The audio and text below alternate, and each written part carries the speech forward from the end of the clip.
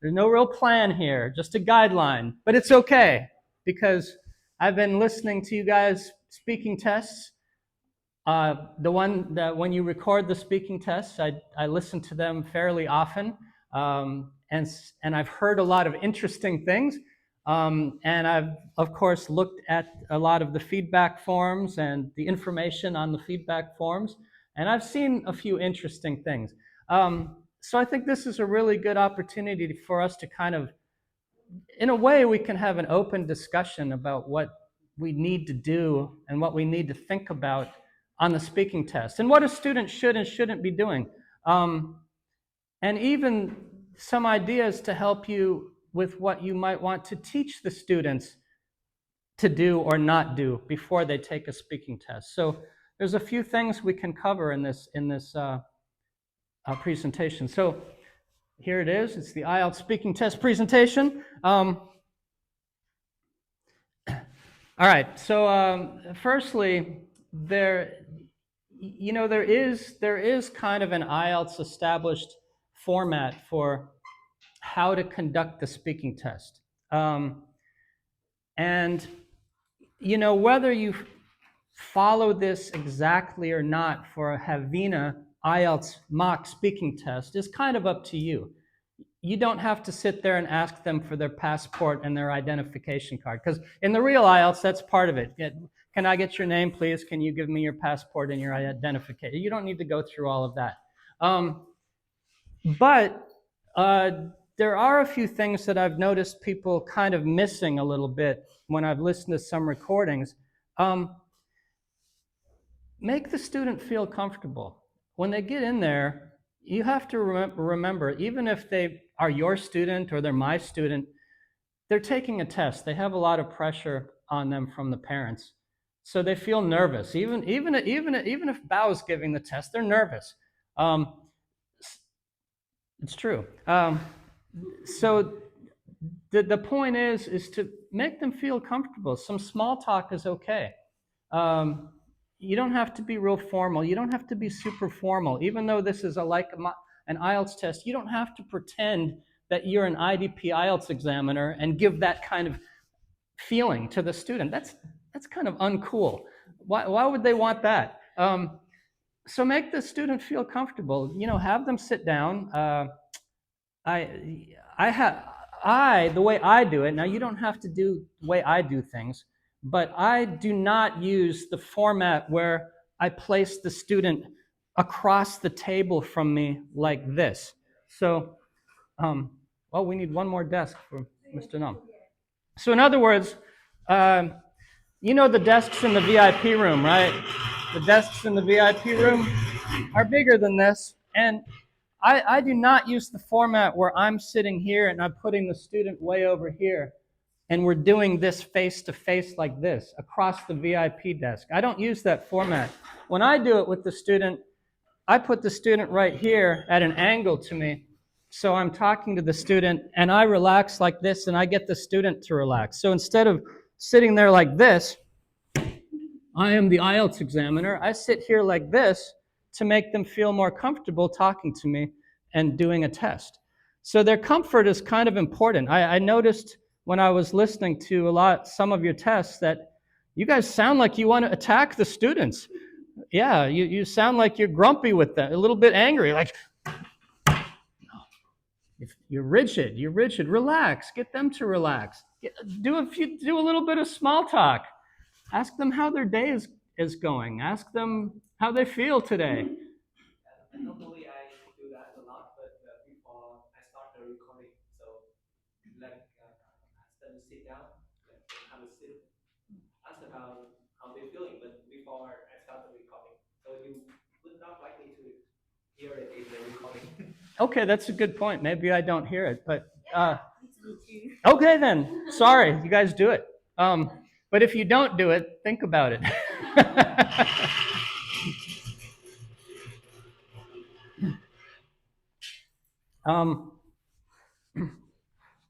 Even the positions, honestly, I even do this for formal interviews. When teachers come for interviews, I do a different format. Instead of, you'll notice a lot of times that that if it's the Vietnamese managers doing something in the management room, they're sitting directly in front of each other with a cup of coffee and their documents right here, very formal. It's okay to not be like that all the time. That you don't need to do that. So bring the formality level down a little bit, make the students feel a little bit at ease. The length of the test in total. So there's been some interesting things happening with tests taking way too long, and this isn't everybody. I'm just giving some examples that I know about. Tests taking way too long to finish. You're giving the students way too much time to try to finish their answers. How long should the test be in total, everybody? Around 11 to 14 minutes. 11 to 14? Yeah. Basically, that's about right. I've always been taught 12 to 14. And in an expanded world, it's 11 to 15. But to be honest with you, the test should never go past 15 minutes. If it's going past 15 minutes, I don't know what you're doing, because if the student is doing real poorly and you already know what's happening with them, that test can end that test can actually end down here. So let's say they're functioning at a 4.5 level. You're not going to keep extending, asking them questions up to part 3 that they don't know how to do. They're done down here. So don't keep going on with it. You're just going on for no reason, and you're wasting your time and you're wasting their time. They can't do it. So it's okay to cut that. The other part is the question of how long they should be talking. And I've noticed some comments on the feedback form. Student speaks too long. Okay, so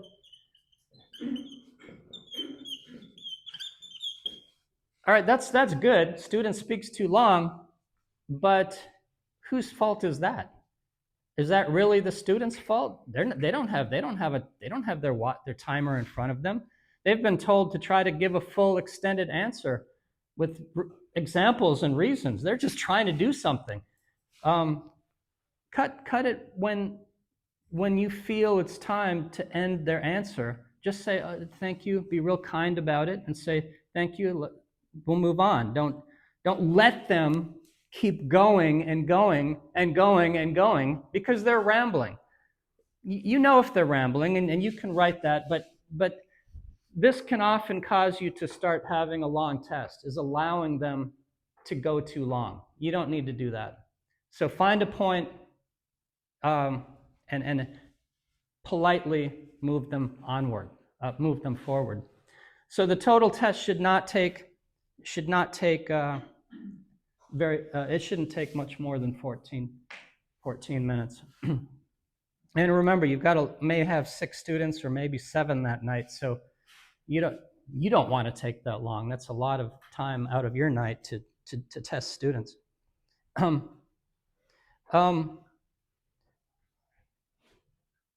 So the question of how to ask the IELTS questions and how to follow the questions. So we get this form right here, and the form will have it's going to have this. You guys have all seen this. You've got bring your part 1 questions from somewhere, and you've got your part 2, and then you've got some follow-up part 3s. Now, what I've heard a lot of people do is they are very rigid with this. So an example is, first, I'd like to ask you some part 1 questions. Where are you from? How many people are in your family? Are you from Binyang? So we're just going through the questions that you see, kind of following them exactly, and then doing the same thing in part 3. that's a very rigid approach to asking questions. You might feel more comfortable with that, but on the other hand, there's kind of a trick to this. So based on the level of the student, and you should have the ability to adjust where your questions are going a little bit. You can follow their answers up with your own appropriate question after that. If you can relax being rigid enough to have a conversation with them, you can do that. So if you ask them to talk about their neighborhood, and the next question is not about their neighborhood, you can follow it up with more questions about their neighborhood. You don't need to change your question. You don't need to change where you're going with the conversation just because you have 1, 2, 3, 4, 5, and you're following that. Follow the conversation. I think that's the whole point. Follow the conversation if you can. Of course, these are cues. They're ways to keep you going. But on the other hand, it needs to be a coherent conversation that you're having with the student. That's what the IELTS is. It's a discussion test. Part 2 is called a discursive part of the test. Part 3 is their ability to expand answers, and you should be following up from the previous question with a relative question. So I think the whole point is try to make your questions relative to each other. These are not great, perfectly designed tests. These are guidelines. So again, if I'm asking part 1 questions and my questions are about their neighborhood, I'm going to kind of listen to what they say, and when they tell me something, I'm going to use that to ask them something else, and I'll use that. And then after they've done that a couple times, I might move on. I might say, okay, well, let's talk about your pets. How many? What kind of pets do you have? Well, I have a dog. Do you love dogs? What do you not like about dogs? You see, I'm just kind of following what they're saying. I'm making a conversation like I'm doing with you guys in the teacher's room. Do that a little bit in the test.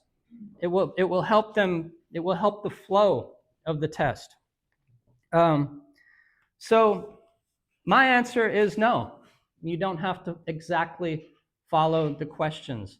Part 3s are a little bit more difficult, but you can easily ask follow-up questions to question prompts here that are relative to what they said, and that can be helpful.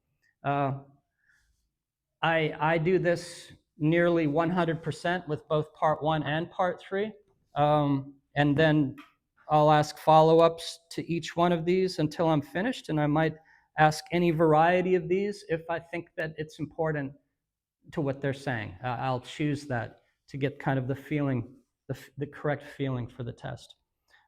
So maybe you do that, maybe you don't, but some of the examples that I've heard, people have been very rigid with this. They've just been going through it like numbers. 1, 2, 3, 4, 5. Here's question 2. Here's part 3. 1, 2, 3, 4, 5. Thank you. And goodbye. Nice to see you today.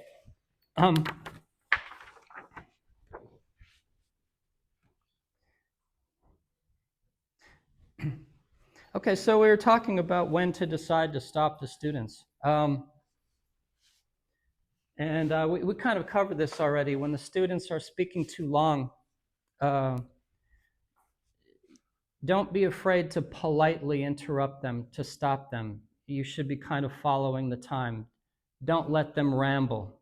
And if they do ramble, yes, they're not being concise. That's a problem with their speaking, but your responsibility is to keep the time going, not theirs. Just remember that. That's your job. So, essentially a really good IELTS student, they've practiced so much, they kind of understand the timing, and they introduce and they resolve within that allotted time. That's part of your teaching, is teaching them timing. So if you're teaching IELTS, you should be teaching timing to all the students so they can do this. If you have students who are rambly, teach them how to cut it and resolve it. What's cutting and resolving? How do they resolve an idea? That's really important. So remember that kind of the the word concise is really important here because so many students are not concise. I get rambly students all the time. You guys all do too. So how do they resolve their speaking in an appropriate way to end it and make you know that that's the end of their speaking? Okay. So again, this goes back to teaching. Two really important words that I keep coming back to with my IELTS speaking: being concise and resolving.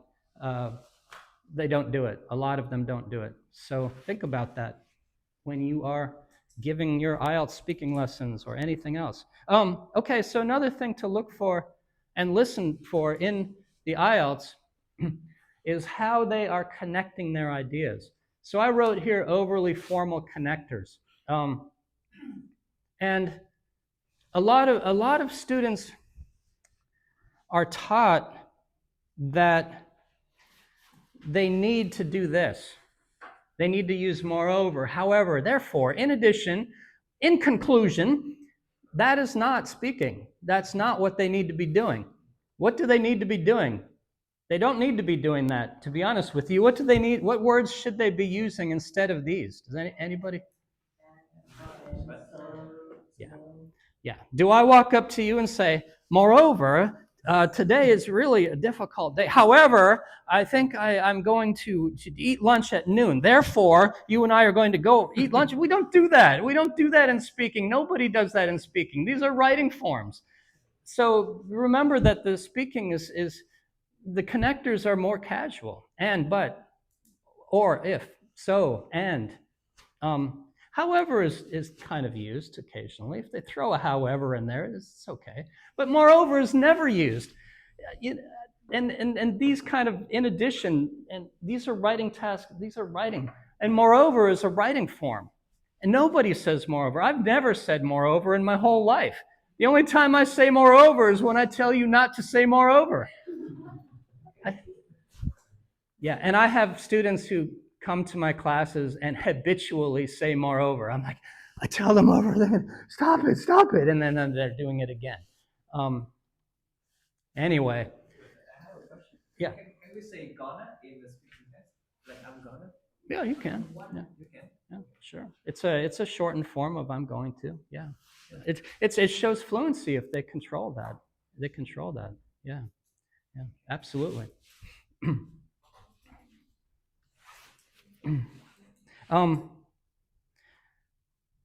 So I brought up another idea here, and when we're giving the speaking test, we also need to be watching out for cliches. And when we're teaching, we need to be kind of getting them to avoid cliches. And I think you and I have had some conversations in the teacher's room about lovely cliches. We love them, don't we? Anybody have any examples of different cliches? What is a cliche? Firstly, what do I mean by that? A cliche. We can also call them fixed phrases. Cliches, fixed phrases. It's like what? Like slang? No, slang isn't always a cliche. Slang is a very informal speaking, basically. So it's not really a cliche. Some slang might be cliche. I think you mean memorized answers. Yeah. Cliches are memorized. We also call them fixed phrases. So they're memorized words and phrases that students often plug into their speaking because teachers teach it to them. It goes back to the flexibility, and we'll talk about that a little bit later. But can anybody give me any examples of different cliches? Today I would like to tell you about. Thank you. Wait, which one? What? Over the moon. Now that's an idiom. That's an idiomatic cliche. This is a fixed phrase. This is a little bit different. We'll talk about that. You have to often say today I will tell you about the topic. Thank you. One of my favorite fixed phrases. Today I'd like to tell you about the time I visited Halong Bay. Today, I'd like really you'd like to tell me that today. I'm so happy that today you'd like to tell me that. I hate that one. I hate that one. It's such a difficult question for me. Something like it's such a difficult question for me. So something like this. It's such a difficult question for me. Yeah, something like this. But I still want the answer.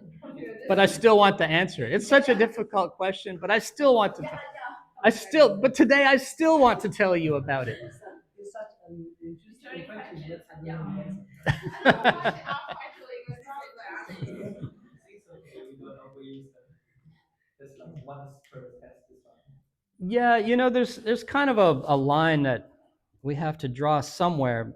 Some of these phrases, like, that's an interesting question. I haven't really thought about that, but that's kind of a good way for them to get through a problem. They have to have some techniques to do that. That's an To buy sometimes. Yeah, to buy some time. They have to be able to do that. And there's not very many choices. So saying something like that's an interesting question, I haven't really thought about that before, but that's kind of just a technique to get them through a problem. Let me show you some other possible ideas of what I mean here. It will not be the cliche if they act the real emotions when they're talking about it. Oh, that's an interesting way to think about it. So how do you mean, like, add the real emotion? That means if this is really an interesting question and they show their interesting feelings, wow, this really interesting, right? Maybe something like that, and make the examiner feel that it's a real thinking. So it will not be the cliche. Yeah, so kind of like their sincerity. Like, are they really trying to communicate that this is a problem for them, or did they just memorize something to? Yeah, that's it. And you can hear the difference.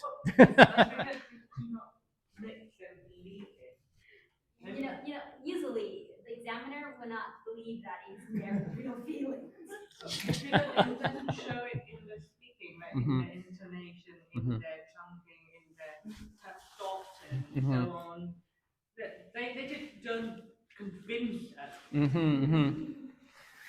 Yeah, I have had some students who were able to do this naturally and convince me they were having a problem.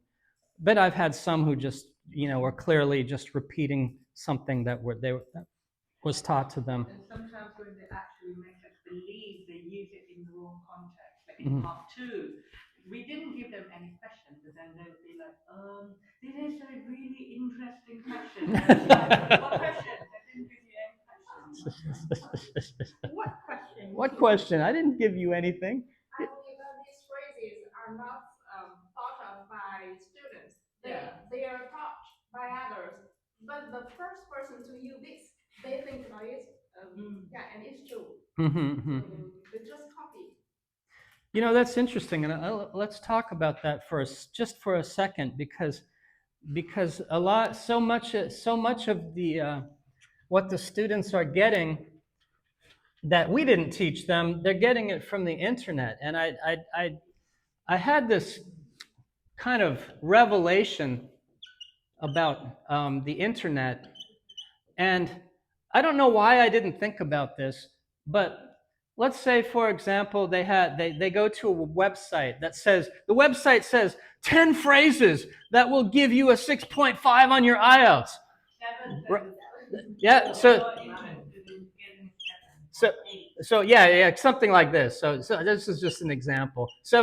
10 phrases that will get you 7.5 plus. Okay, so what happens when a student goes onto these websites and they click into it? The websites make money. It's a monetizing scheme. So the websites understand that the IELTS is huge money over here, and everybody wants a technique to get them the high score. They know that. So they are making gobs of money by drawing students into these bullshit websites that are giving them ways to get a 7.5 in like 10 days. 1 month of study, a 7.5. How many students do that? A lot. You'd find that if you ask your students about their internet use, and they're like, well, I was just on this website last week, and it was, and, but it's a monetizing scheme. I know that it is. I know it. These questions are reasons why students keep coming up to teachers asking, like, what should I say in my IELTS so I can get more than 6?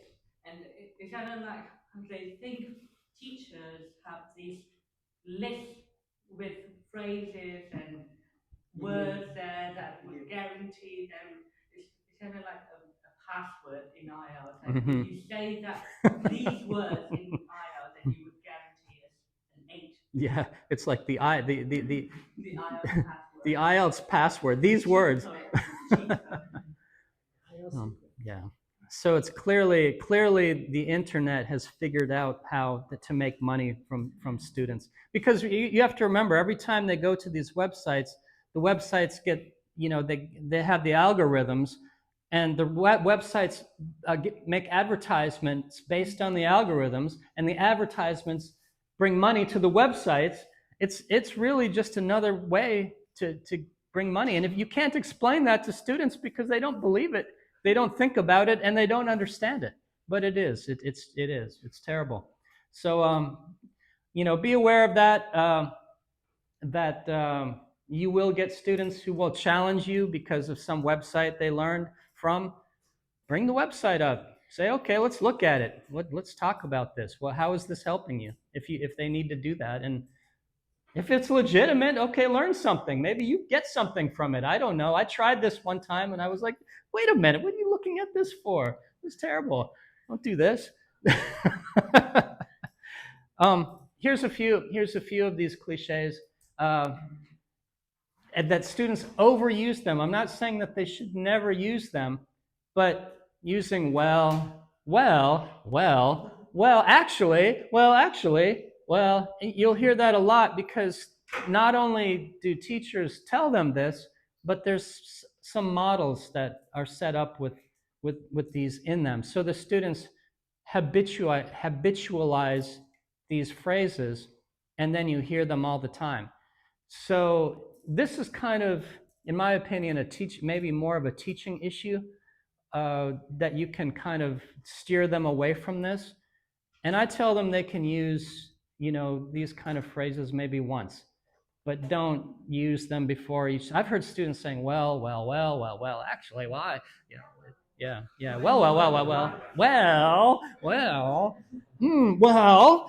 come on now, where did you get that? Because sometimes when I have to like this point, I was like, Yeah, that's right, this me too.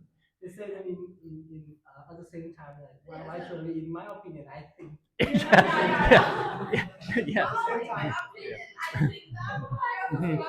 Yeah. If you say in my opinion, you don't have to say I think. Yeah. In my opinion, I believe. Yeah, I hear that all the time. It happens when the students they don't have ideas. Mm-hmm. They need to, by the time ideas. Mm-hmm. Things. Mm-hmm. Let me think a little bit. If we try to find something else for students to say, they would just replace it with that exact word, and then they utilize that word instead of, well, actually, in my opinion. Mm-hmm. Yeah.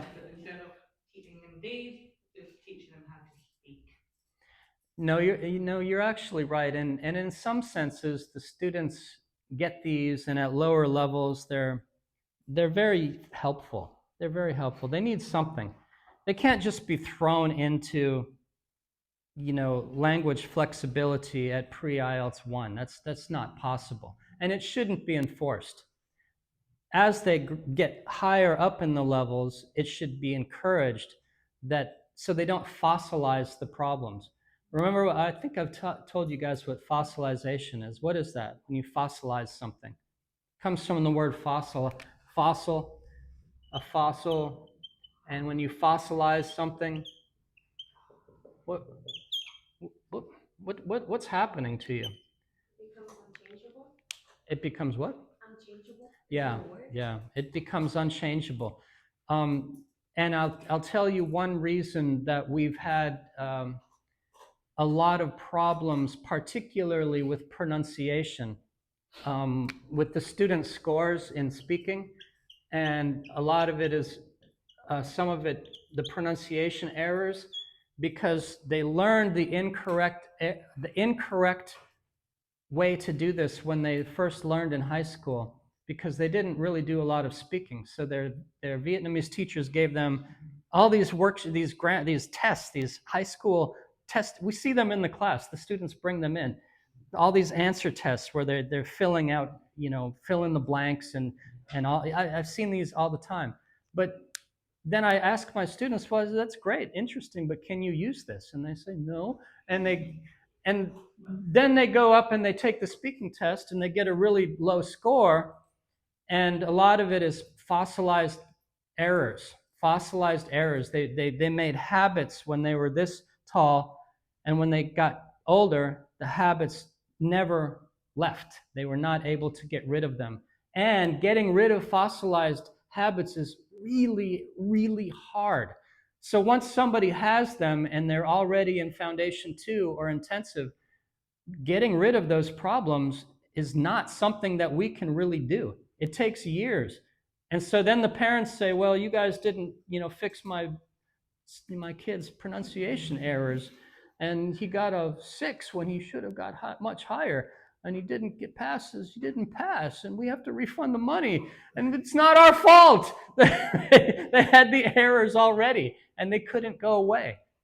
And I know this because I work with pronunciation with students so much, and I hear them over time not repairing the pronunciation errors that I tell them again and again and again and again. And they still come back and they do the same thing months later. So it's really, really, really hard, particularly pronunciation. But grammar errors too, using present for past, that they constantly do. Things that they know the difference, but they constantly do it. It's like learning how to play an instrument the wrong way. So if you were a kid and somebody told you how to play a piano wrong or how to play a guitar wrong, you grow up and you always have your fingers always do that. They always play the guitar the wrong way because somebody told you when you were 7 years old and you never got it. That's what's happened. That's what we're looking at. That's a problem that we're facing. I don't know how to solve it. I don't know how. You guys know? I don't know. It's just that we are not with them long enough to change their habits. There are not enough time for us to change. Yeah, it takes, like I said, it takes a long time. Like I have a student, he pronounces surface like survives, Mm-hmm. and I just make him pronounce it 5 times. Mm-hmm. The next day I make him pronounce it 10 times. The next day he still makes that mistake. Yeah. Somehow. Yeah.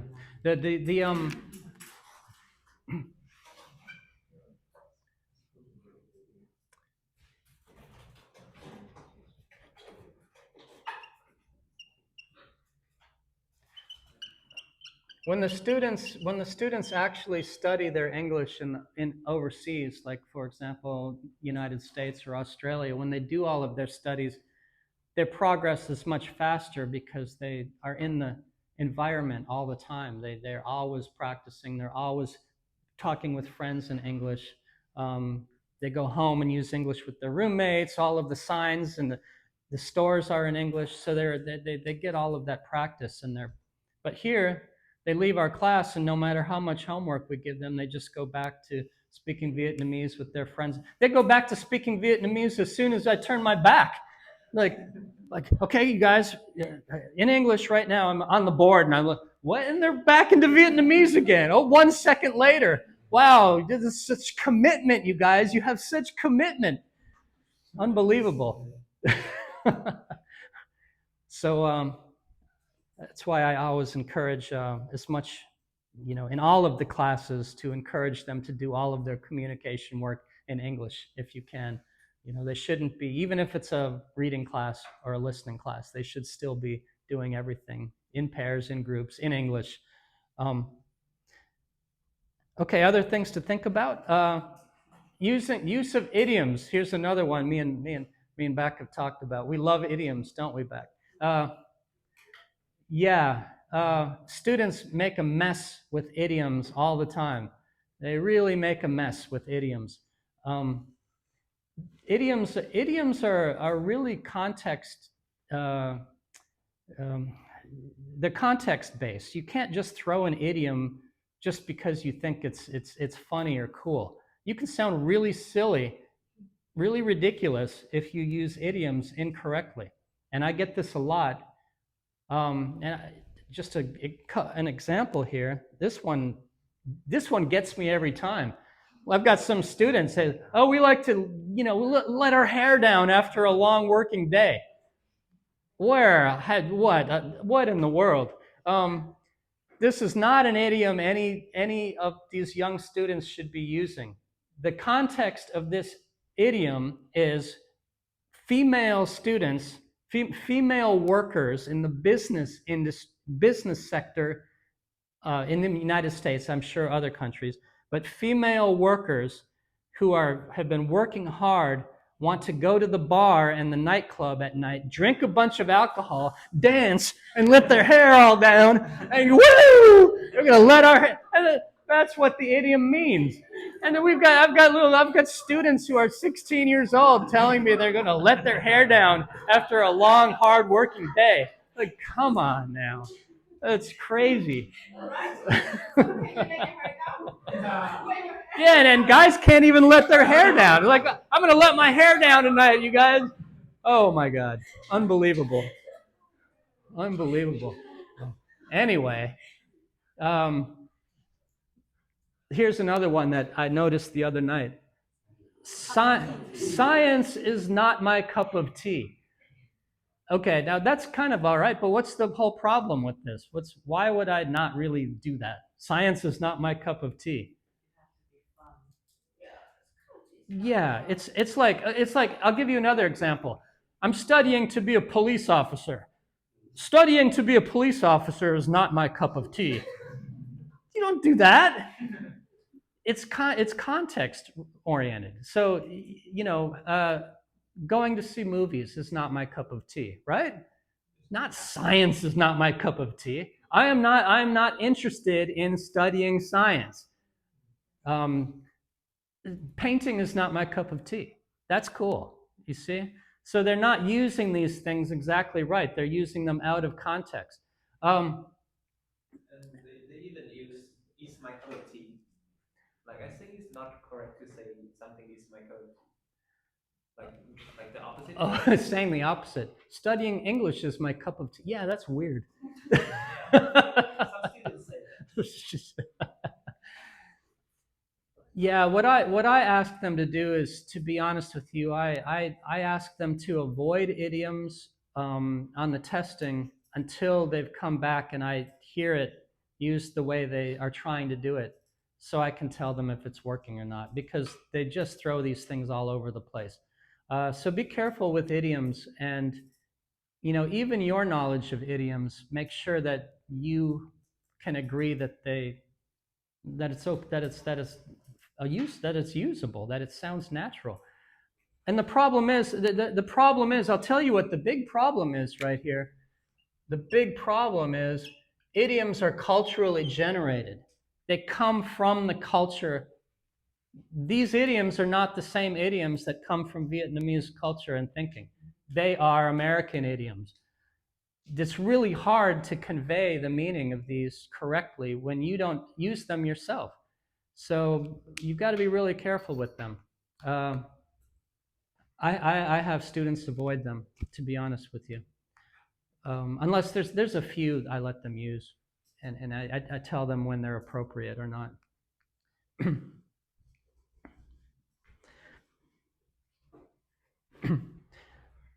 Okay, the topic of paraphrasing.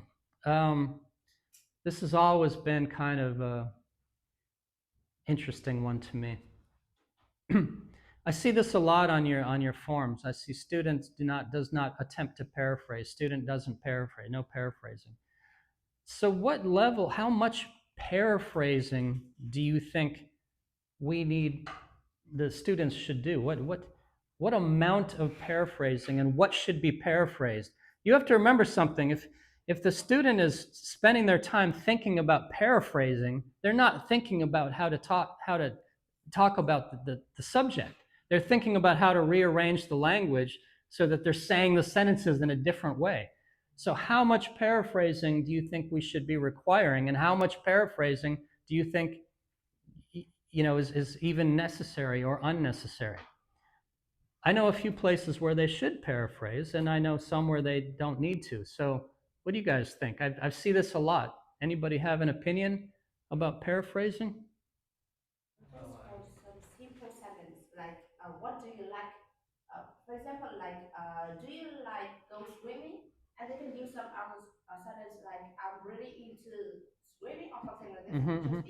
Just a simple phrase that they can easily use in their daily life. Mm-hmm. So do they need to do that every time? So for example, you say, do you like going swimming? Is it not okay to say something like, sure, I enjoy that quite a bit? Can they replace swimming with a replacement pronoun? I like it. I really like it. I enjoy it. I do it all the time. Do they have to actually re-say the sentence in a different way? Is that a requirement? Not really, but So the student doesn't repeat that word repetitiously in the same boring way. It's like he only knows that word. Mm-hmm. Mm-hmm. Mm-hmm. Okay. It's just the adding point. Say that again, Paul? I think it's just the adding point. Mm-hmm. Adding point. The, If the student can use paraphrase, it's totally okay. mm-hmm. If they can fulfill other criteria, so if they can do this, they get higher point. Mm-hmm. Mm-hmm. Mm-hmm. Yeah, I don't know. Because there's so many ways that the student can enter the answer without paraphrasing the question part.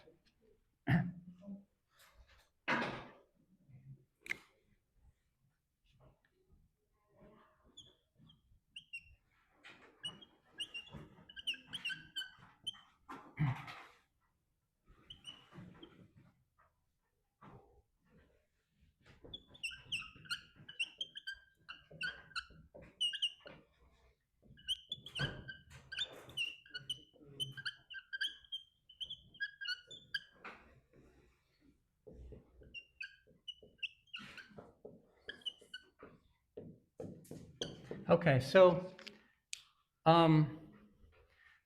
one example right here is, let's say we have a part 2 question, and the question is, talk about your favorite transport.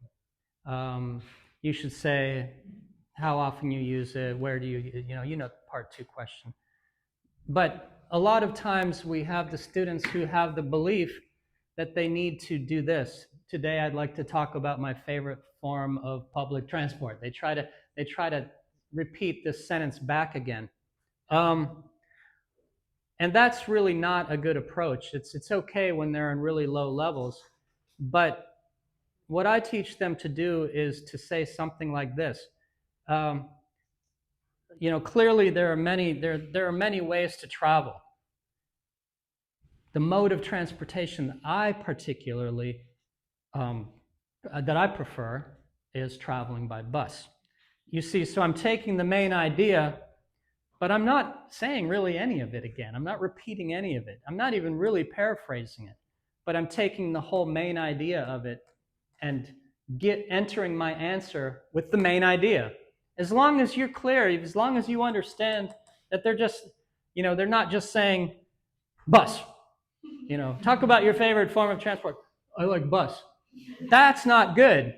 But they don't have to paraphrase this the way you're thinking about paraphrasing in writing. It's different. They don't have to do that because it takes a lot of mental effort to make paraphrases from all of the different question types. Don't ask for that. Let them get into their question a little bit, different ways. Even in part 1, let's say you say, tell me about your favorite gadget. They don't actually have to say, well, my favorite gadget is a mobile phone. They can say something like, I have a lot of different gadgets. I really like this mobile phone. Or they can say, mobile phones are my favorite devices. I use them every day.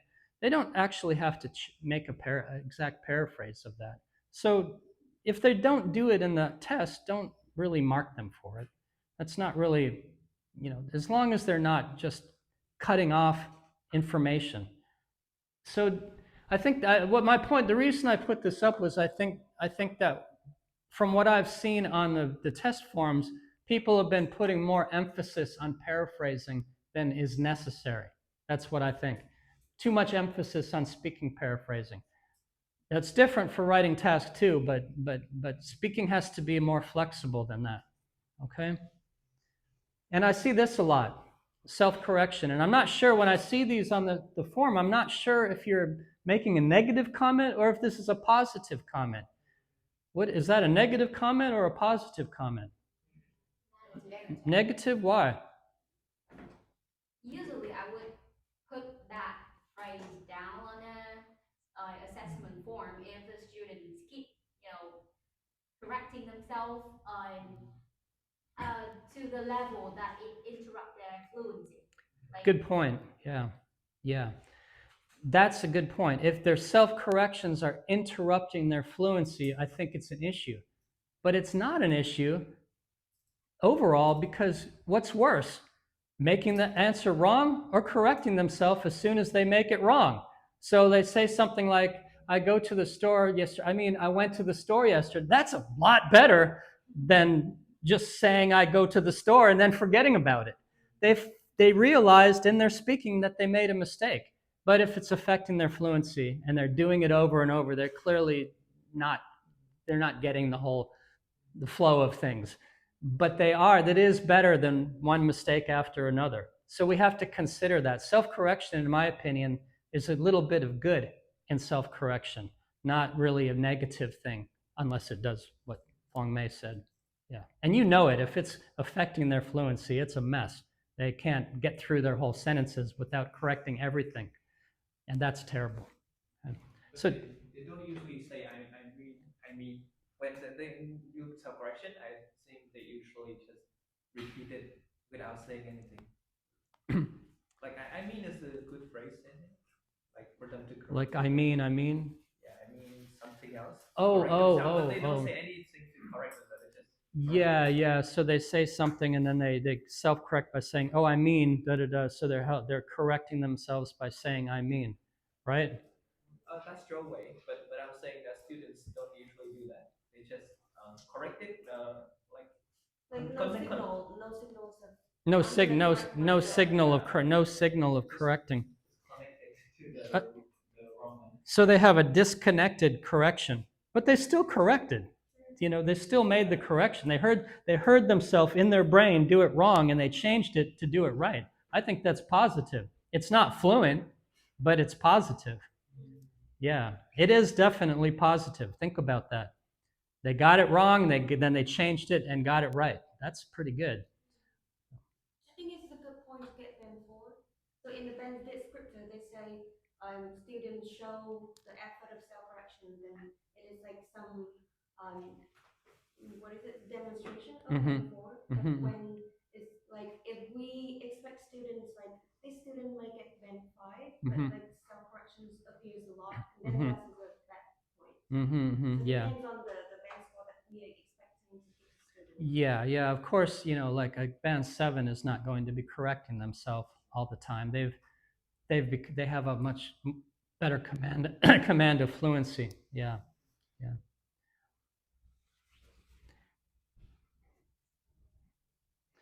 Okay, so yeah, I see a lot of vocabulary misuse. I think the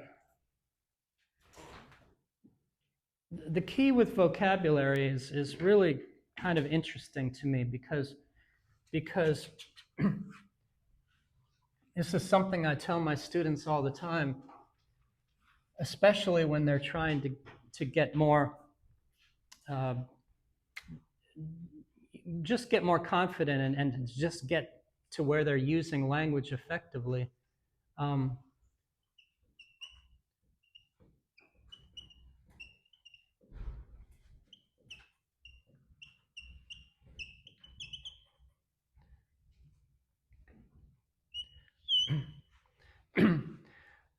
So the first thing I tried to get students to understand is they're going to get a much higher score if they can use low frequency common use vocabulary instead of what we consider high level vocabulary that they might find on the internet or on some of the IELTS books that are made for students getting an 8 or 7, 8, or 9.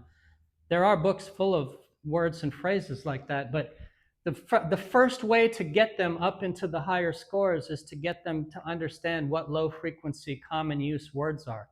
And those are the words that are used every day around us. Like, I'll just give you an example. If they're describing animals, and let's say they're describing birds, let's say they're describing turtles, let's say they're describing crabs, let's say they are describing bears. All of these words right here are not extremely difficult words. Birds have beaks, turtles have shells, crabs have claws, bears have fur and fangs. Ask any of your students, what does a turtle have? They won't know. Ask them what's in the mouth of a bird. They won't know. They need to know these words. These are their low frequency common use vocabulary that will help them get the scores that they need to get out of here, basically. If they go down talking, they get a question about animals in the IELTS, and they talk about the colorful, multicolored feathers and the black beak of a peacock. That's great language, but it's super simple. Everybody can do that. Every native speaker can do it. So they're not like talking about the convoluted brain chemistry of an invertebrate, you know. They don't need that kind of crazy language. They need to do this.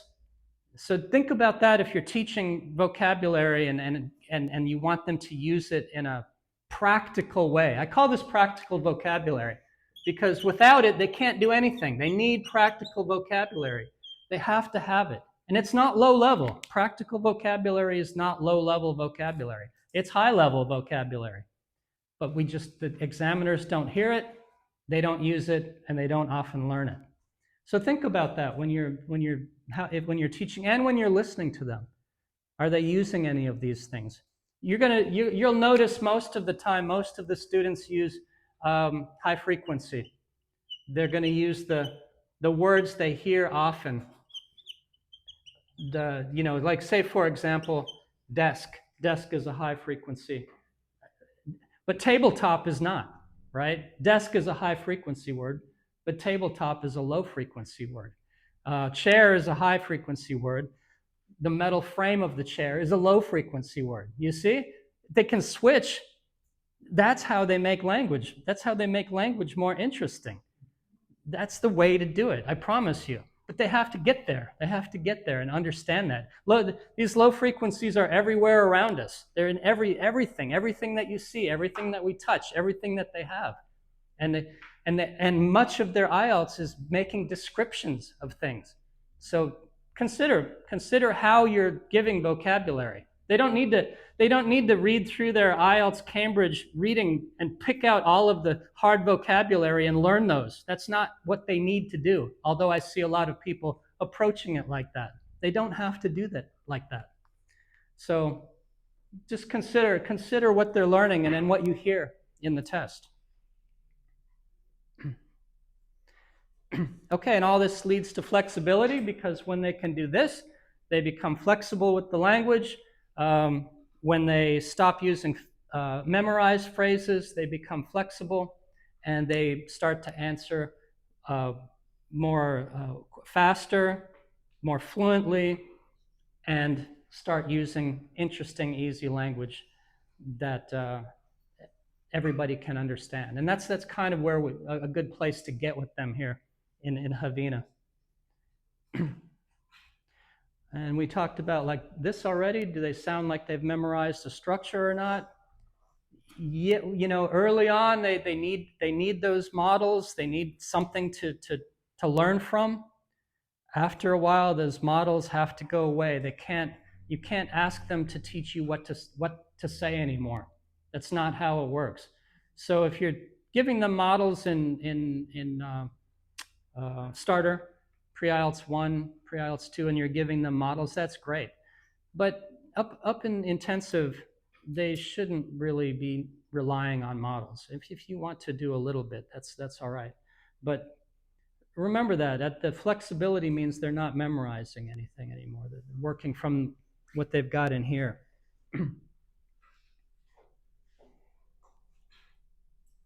Okay, comments on the sheet. Our next topic.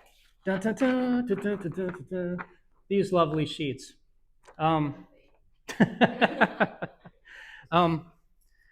Okay, so the main, you guys know the main point here. Hold on.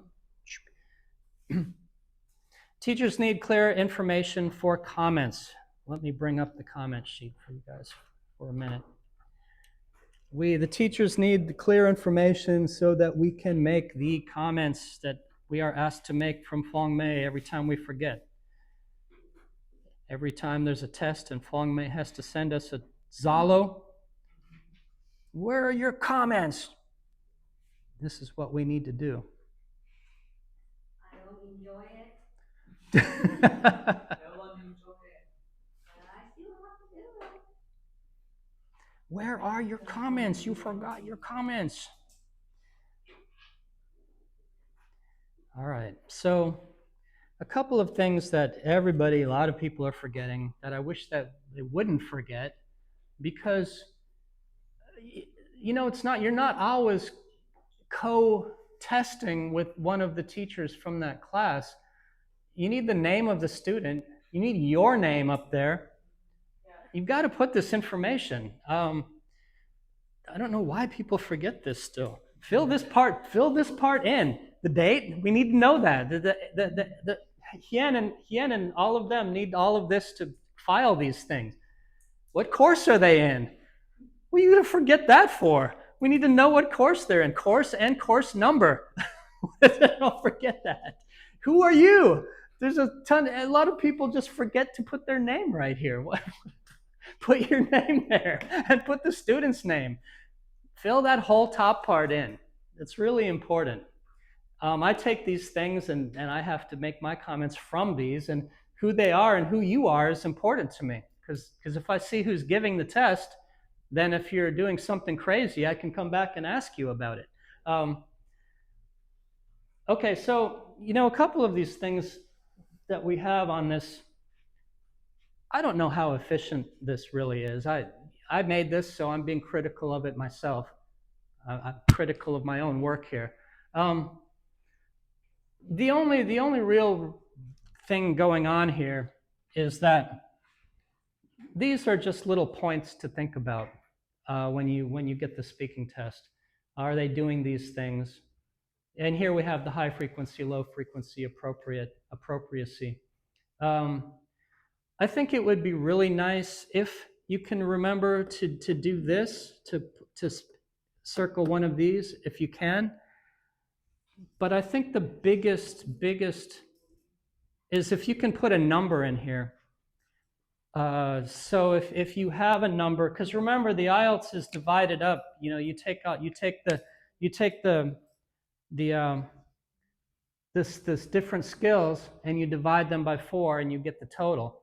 So if you can put a 6 or a 5 or a 7 or a 4 on the right hand side, and then that can be helpful because it at least shows what's the lowest and what's the highest in your opinion.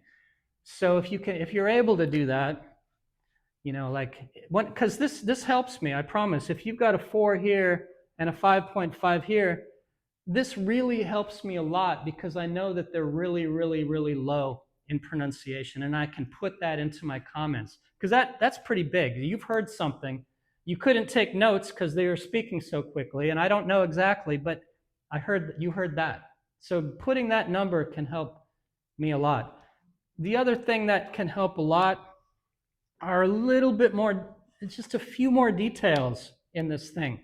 So I see a lot of these tests where I see this. I see a word up in the vocabulary, and then I just see I see something like vocabulary, and that's the only thing that's in the box. Somebody just wrote vocabulary. Well, what can you hear enough to make a couple of examples so we can see what kind of vocabulary problem they were having? Did they are they are they just using the wrong words? Are they too high frequency? Too simple? Something in there, some kind of detail that can help us. And the same with the grammar, all of it.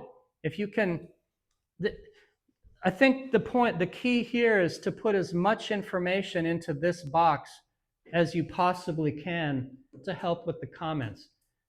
So, because, yeah, I use these, and I actually just go through them, and I paraphrase what you guys wrote to me, because some of these students, if you were giving the speaking test, they might be my class, it might be a new class, I might not know them very well, or they might have done something different during the speaking. So I really follow this, and I think about them in my classroom, and I add some information. But if you don't write anything, it doesn't help the teacher at all. So try to take notes as you're going. Take a few notes, put a few details in there. Don't make them difficult to understand what the problem was. And put good things in there. Because remember, the comments need to have both positive and negative. You know, if you're making good comments, you balance out the positive and negative of the student. So you don't just say everything they did wrong. You say, you know, clearly Tuan is really working hard in the class right now, and he's made a lot of progress, particularly with his pronouncing ed ending and his enthusiasm. On the other hand, he still comes in late all the time and doesn't do his homework. And show balance, so the parents see good things and bad things in their student. And we need to see some of that up here so you can show balance. Balance. Every isn't there like something from Buddha? Everything is in balance. Balance. The good and the bad. You cannot have positive without negative.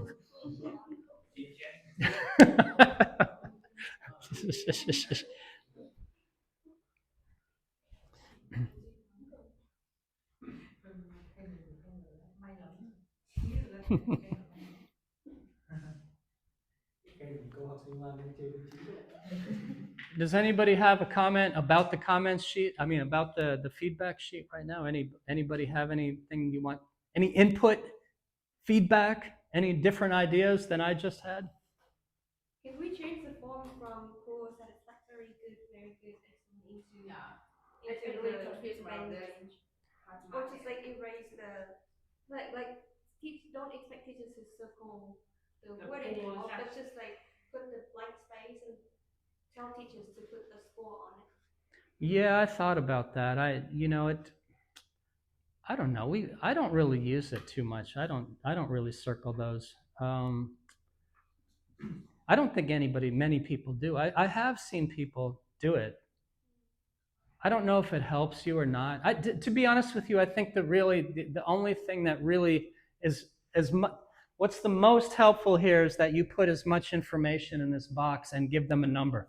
I think those are the Okay, I remember I once saw someone made a comment that they didn't make any comments, but they did circle the box Mhm. from up there, and then they put. I remember they put in good, but then they gave them like a 5, and I was like, Yeah. so what would warrant a 6 or a 7? Like Mhm. excellent, and if it is an 8, then Yeah, you yeah. have to go above and beyond that. And if 5 only gets you good, then what's the point? Mhm. So it's kind of confusing, and then Mhm. sometimes people like I saw teachers make the same comments on the same criteria, Mhm. but then they gave out different score, and it's kind of confusing for me because then I wouldn't know how to explain to students like what's the point here? What's wrong? Yeah, I think that's a really good point. I think if we want to, and well, I'll talk to Fong Mei about this, we take out these and just add a number box here and take those out, and then that will just make new forms. I read the details. I never circle the poor or satisfactory because I don't know how to to equivalent it to the poor to the mark. Yeah. No, I agree. I think it's not a I good. think usually we also have to, based on the level of the students. For example, like students in pre-1 or pre-2, and they got like 5 for pronunciation. I think it's a good one. Or pre-1, 5 for pronunciation is good. But the main reason why I don't usually circle, because in some case I think most of the criteria up there it's poor. Most of them are poor. Yeah, it's tough to not just circle poor. Jesus. Poor. Yeah, let's take those out. I think we should take those out. Please remember that. I'm with you. I know it was. Everybody just don't like circle all poor because you make them really upset. Just for now, just ignore those and just put a number and a comment and don't worry. Poor. Only marks is enough. Really poor. Why can I make up the list under each titles over there? Like, should I be looking for complex structures, passive tenses, related clauses, use the perfection tenses? That's okay. So the problem that you have if you start looking for these things, if you're really kind of experienced with giving tests, you're listening for them anyway. You don't really need these cues right here, because what these kind of are is this is a list of kind of higher level grammar structures that you might want if they're going to get like a 6 or a 6.5. But they're not really going to be using any of these if they are, pre-1. So in a way, these can be kind of confusing also, but they're just kind of a reminder of what we should be getting from them at a higher level. That's the way that it was supposed to work, but I think it became kind of confusing. But I think it works for me because whenever I mark a student, I always like put a tick. Right? Yeah, you put a little tick there. Yeah. In the task, the thing that we based on it to give mark for student, they only adjust the student based on whether they give complex structure or not, simple or complex structure. Mm-hmm. Don't mention the grammar like passive tense or relative. So can we consider the grammar like complex structures or not? Well, those are complex. Yeah, these are complex structures. It's like you could think of this as a list of complex structures. Complex structures is the topic, passive, relative, So,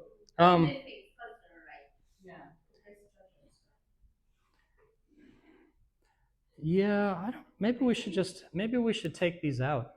Yeah, right. And just put this, just put the score box in here. Let them get the score number with no grammar prompts, and let you guys decide if it's good or bad, and give them a 4 or a 7. I think maybe taking those out would be okay.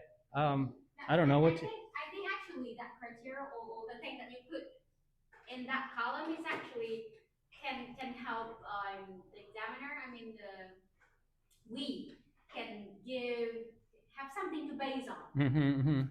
Like we think about are they using complex structure or are they using passive tenses or things like that. I think it's useful, at least for me. Yeah, I use them too. Okay, we're not going to take them out. We were going to, but now we're not going to. But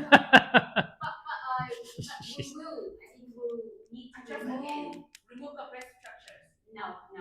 The poor satisfactory. Good. Yeah, we're going to take that out. That's going DD. It's Ba. It's going ba. I don't want it to go ba. Don't make it go ba. Okay, just a few more points. We're almost finished tonight with this unbelievable workshop presentation.